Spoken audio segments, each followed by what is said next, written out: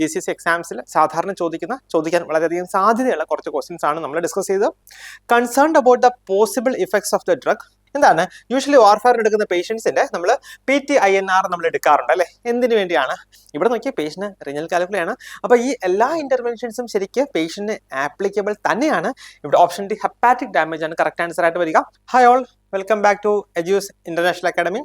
നമ്മൾ ഇന്ന് ഡിസ്കസ് ചെയ്യാനായിട്ട് പോകുന്നത് നമ്മുടെ നഴ്സിംഗിൽ സാധാരണ GCSE എക്സാംസിനൊക്കെ ചോദിക്കുന്ന പ്രോമെട്രിക് എക്സാംസിന് ചോദിക്കുന്ന കുറച്ച് ക്വസ്റ്റ്യൻസ് ആണ്. വളരെ ഇമ്പോർട്ടൻ്റ് ആണ് കേട്ടോ. നമ്മൾ സാധാരണ ഈ ക്വസ്റ്റ്യൻസ് ഒക്കെ എടുത്തേക്കുന്നത് നമ്മുടെ സ്റ്റുഡൻസിൻ്റെ തന്നെ ഫീഡ്ബാക്കിൽ നിന്ന് അവർ ചോദിച്ചിട്ടുണ്ട് എന്ന് പറയുന്ന ക്വസ്റ്റ്യൻസ് ആണ് നമ്മൾ ഈ ഡിസ്കഷനിലൊക്കെ ഉൾപ്പെടുത്തുന്നത്. സോ അതുപോലെ സെയിം ക്വസ്റ്റ്യൻസ് തന്നെ അല്ല എങ്കിൽ ഇതുമായിട്ട് റിലേറ്റ് ചെയ്തിട്ടുള്ള ക്വസ്റ്റ്യൻസ് നിങ്ങൾക്ക് കിട്ടാൻ വളരെയധികം സാധ്യതയുണ്ട്. അപ്പോൾ നന്നായിട്ട് പഠിക്കുക കേട്ടോ. നമുക്ക് ക്വസ്റ്റ്യൻ ഡിസ്കഷനിലേക്ക് പോകാം.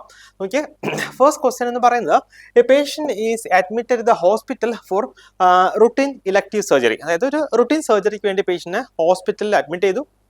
Included in the list of current medication is Coumadin അല്ലെങ്കിൽ വാർഫാരിൻ കേട്ടോ. പേഷ്യന്റിനെ ഇപ്പൊ എടുത്തുകൊണ്ടിരിക്കുന്ന മെഡിസിന്റെ ലിസ്റ്റിൽ കൂടെ ഉണ്ട് എന്താ വാർഫാരിൻ എന്ന് പറയുന്നത്. അത് ഒരു അത്യാവശ്യം ഹയർ ഡോസിലാണ് കിട്ടുന്നത്.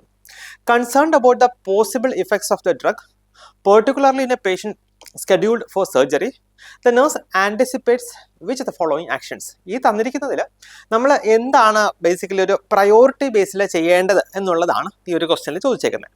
ഓപ്ഷൻ എ നോക്കിയേ, draw a blood sample for PT, അതായത് prothrombin time, and INR, that is international normalized ratio. Option B is administer vitamin K.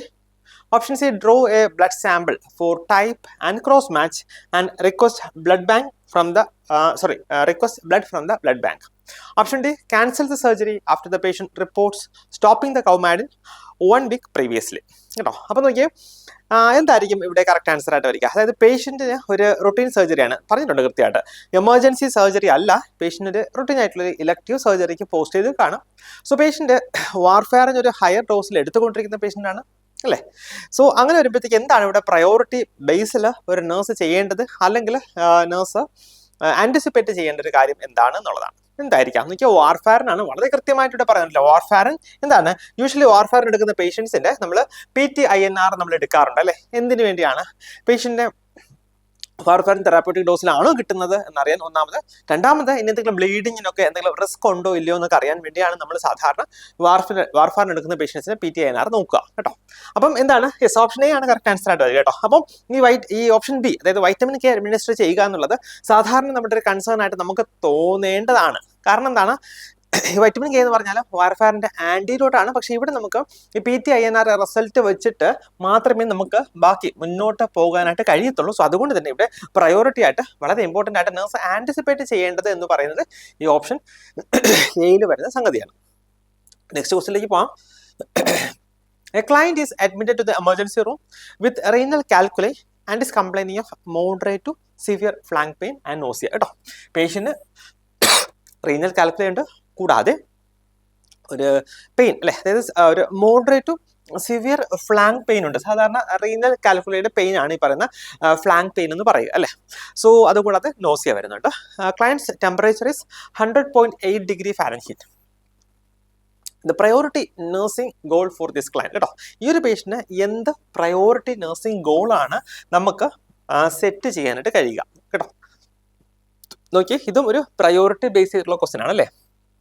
Option A is maintain fluid and electrolyte balance. Option B control nausea. Option C manage pain. Option D prevent urinary tract infection അല്ലേ. ഇവിടെ നോക്കിയ patient Rinal കാൽക്കുലയാണ്.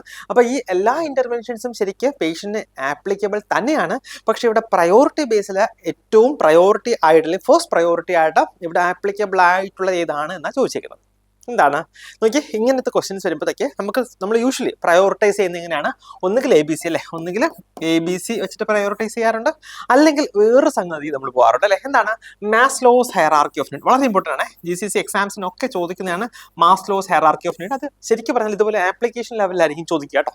അപ്പോൾ നോക്കിയാൽ ഇവിടെ ഒരു ABC നമുക്ക് prioritise ചെയ്യാനായിട്ട് ഇവിടെ ഒന്നുമില്ല. പക്ഷേ നോക്കിയാൽ ഇവിടെ പേഷ്യന് ഒരു മോഡറേറ്റ് ടു സിവിയർ പെയിൻ അല്ലെ, സിവിയർ പെയിൻ പറയുന്ന സ്ഥിതിക്ക് we have to go for എന്താണ് ഈ മാസ്ലോസ് ഹയറാർക്കി ഓഫ് നീഡ്. അപ്പോൾ അതനുസരിച്ച് വരുമ്പോൾ എന്താണ് വളരെ പ്രയോറിറ്റി ആയിട്ട് വരിക? Yes, option C manage pain അല്ലെ. ഓപ്ഷൻ സി മാനേജ് പെയിൻ ആണ് ഇവിടെ കറക്റ്റ് ആൻസർ ആയിട്ട് വരിക കേട്ടോ. അപ്പം ഓപ്ഷൻ സി ആണ് ഇവിടെ കറക്റ്റ് ആൻസർ ആയിട്ട് വരിക. നമുക്ക് നെക്സ്റ്റ് ക്വസ്റ്റിലേക്ക് പോയാലോ. നോക്കിയാൽ next question, a patient arrives at the emergency department complaining of back pain. കേട്ടോ, പേഷ്യന്റ് എമർജൻസി ഡിപ്പാർട്ട്മെന്റ് വന്നേക്കുവാണ്, പേഷ്യന്റ് ബാക്ക് പെയിൻ കംപ്ലൈന്റ് വരുന്നുണ്ട്. He reports taking at least 3 acetaminophen tablets every 3 hours for past week without relief. Patient acetaminophen ഓരോ 3 മണിക്കൂർ കൂടുമ്പോഴത്തേക്കും 3 tablet എടുത്തുകൊണ്ടിരിക്കുകയാണ്, എന്നിട്ട് patient pain യാതൊരു റിലീഫും ഇല്ല. Which of the following symptoms suggest acetaminophen toxicity. കേട്ടോ, ഈ തന്നിരിക്കുന്ന സിംറ്റംസിൽ ഏത് സിംറ്റം ആണ് acetaminophen ടോക്സിസിറ്റിയെ സജസ്റ്റ് ചെയ്യുന്ന സിംറ്റം എന്തായിരിക്കാം? എസ് ഓപ്ഷൻ എ നോക്കിയാൽ tinnitus, B is diarrhoea, C is hypertension, D is hepatic damage. എന്തായിരിക്കാം കറക്റ്റ് ആൻസർ ആയിട്ട് വരിക? എന്തായിരിക്കാം? യെസ് നോക്കിയാൽ പാരസെറ്റമോൾ, അസറ്റാമിനോഫൻ, അത് ഇറ്റ്സ് നൊട്ടോറിയസ് ഫോർ ഡൂയിങ് എന്താണ് നമ്മുടെ ലിവർ കോംപ്ലിക്കേഷൻ അല്ലെങ്കിൽ ലിവർ ഡാമേജ് ഉണ്ടാക്കാൻ വളരെയധികം സാധ്യതയുള്ള ഒരു ഡ്രഗാണ് പാരസെറ്റമോൾ അല്ലെങ്കിൽ അസറ്റാമിനോഫൻ എന്ന് പറയുക. സോ അതുകൊണ്ട് തന്നെ ഓപ്ഷൻ ഡി അല്ലേ, ഇവിടെ ഓപ്ഷൻ ഡി ഹെപ്പാറ്റിക് ഡാമേജ് ആണ് കറക്റ്റ് ആൻസർ ആയിട്ട് വരിക. നോക്കിയാൽ ടിനിറ്റസ് അല്ലേ, ടിനിറ്റസ് എന്ന് പറഞ്ഞാൽ ഒരു ringing sensation that you can hear in your years അല്ലേ, നമുക്ക് ചെവിയിൽ കേൾക്കാൻ കഴിയുന്ന ഒരു റിംഗിങ് സെൻസേഷൻ ആണ് നമ്മൾ ടിനിറ്റസ് എന്ന് പറയുക. സോ ഇത് ഏത് ഡ്രഗിന്റെ ഒരു സൈഡ് എഫക്റ്റ് ആയിട്ട് അല്ലെങ്കിൽ ഒരു കോംപ്ലിക്കേഷൻ ആയിട്ടാണ് വരിക? യെസ്, നമ്മുടെ ആസ്പിരിൻ അല്ലെ, ആസ്പിരിന്റെ കോംപ്ലിക്കേഷൻ ആയിട്ടാണ് വരിക ഈ പറയുന്ന ഈ ടിനിറ്റസ് എന്ന് പറയുന്നത്. അപ്പൊ അത് ഒന്ന് ഓർത്തിരിക്കുക കേട്ടോ. അപ്പൊ ഇവിടെ ഓപ്ഷൻ ഡി ഹെപ്പാറ്റിക് ഡാമേജ് ആണ് കറക്റ്റ് ആൻസർ ആയിട്ട് വരിക. നെക്സ്റ്റ് ക്വസ്റ്റ്യൻ നോക്കിയാലോ. Patient with COPD displays significant hypoxemia and cyanosis. കേട്ടോ, പേഷ്യന്റ് ഹൈപ്പോക്സീമിയ ഉണ്ട്, കൂടാതെ സൈനോസിസ് ഉണ്ട് due to primary presence of chronic bronchitis. Patient എന്താ ക്രോണിക് ബ്രോങ്കൈറ്റിസ് ഉണ്ട്, അത് കാരണമാണ് പേഷ്യന്റ് ഹൈപ്പോക്സീമിയയും സൈനോസിസും ഉള്ളത്. This clinical presentation is often referred to by the term.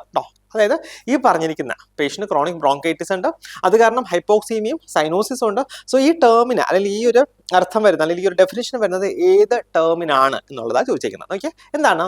Option A pink puffer, option B blue bloater, option C cor pulmonale, option D hypoxic drive. എന്താ correct answer? നോക്കിയാൽ chronic ബ്രോങ്കൈറ്റിസിലെ hypoxemia cyanosis വന്നിട്ടുണ്ടെങ്കിൽ അതെന്താണ്? That is what is called as blue bloater അല്ലെ. പേഷ്യന്റെ ബോഡിയൊക്കെ blue കളറിലായിരിക്കും നമുക്ക് കാണാൻ കഴിയുക.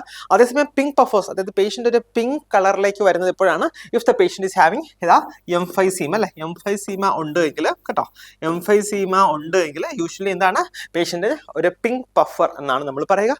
കോർ പൾമിനൽ എന്താണ്? Usually right ventricular failure as a result of pulmonary complication. Pulmonary disease ഉള്ളത് കൊണ്ട് പേഷ്യന്റ് റൈറ്റ് വെൻട്രിക്കുലർ ഫെയിലിയർ വരികയാണെങ്കിൽ that is what is called as എന്താണ്? Cor pulmonale. അപ്പൊ ഇവിടെ ഓപ്ഷൻ ബി അതായത് ബ്ലൂ ബ്ലോട്ടർ ആണ് കറക്റ്റ് ആൻസർ ആയിട്ട് വരിക. ഓക്കെ, നെക്സ്റ്റ് ക്വസ്റ്റിലേക്ക് പോയാലോ. Okay, the nurse is caring for a patient with DVT. The patient's heparin sodium infusion has been discontinued and the patient is receiving prescribed warfarin sodium. കേട്ടോ, patient warfarin കിട്ടുകയാണ്, patient എന്താണ്? DVT ആണ്. The nurse should advise the patient that which of the following needs to be continued. നമ്മൾ ഈ തന്നിരിക്കുന്നത് എന്താണ് നമ്മൾ continue ചെയ്യേണ്ടത്? പേഷ്യന്റ് വാർഫാരിൻ കിട്ടുകയാണ്, DVT ഉള്ള പേഷ്യന്റ് ആണ് അല്ലേ.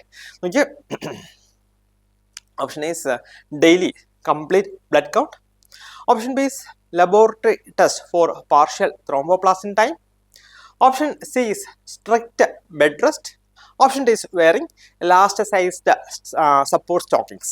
എന്തായിരിക്കാം കറക്റ്റ് ആൻസർ ആയിട്ട് വരിക? അപ്പൊ ഇവിടെ കറക്റ്റ് ആൻസർ ആയിട്ട് വരിക എന്താണ്? യെസ്, ഓപ്ഷൻ ഡി അതായത് വെയറിംഗ് എലാസ്റ്റിസൈസ്ഡ് സപ്പോർട്ട് സ്റ്റോക്കിങ്സ് എന്നുള്ളതാണ്. സോ ഇവിടെ നമുക്ക് സാധാരണ ഡൗട്ട് വരാനുള്ള ഒരു സാധ്യത എന്ന് പറയുന്നത് സ്ട്രിക്റ്റ് ബെഡ് റെസ്റ്റ് അല്ലേ. അതായത് പേഷ്യന്റ് ആക്ച്വലി DVT ഉണ്ട്, പേഷ്യന്റ് ഹെപ്പാരിൻ പോകുന്നുണ്ടായിരുന്നു, പക്ഷേ ഇപ്പം നമ്മൾ എന്ത് ചെയ്യുന്നു, ഒന്ന് ലൈക്ക് ഷിഫ്റ്റ് ചെയ്തിട്ടുണ്ട് അല്ലേ, വാർഫാറിലേക്ക് ഷിഫ്റ്റ് ചെയ്തിട്ടുണ്ട്. ദാറ്റ് മീൻസ് പേഷ്യന്റ് ഒരു കണ്ടീഷൻ ഇംപ്രൂവ് ചെയ്യുന്നുണ്ട് എന്നുള്ളതാണ്.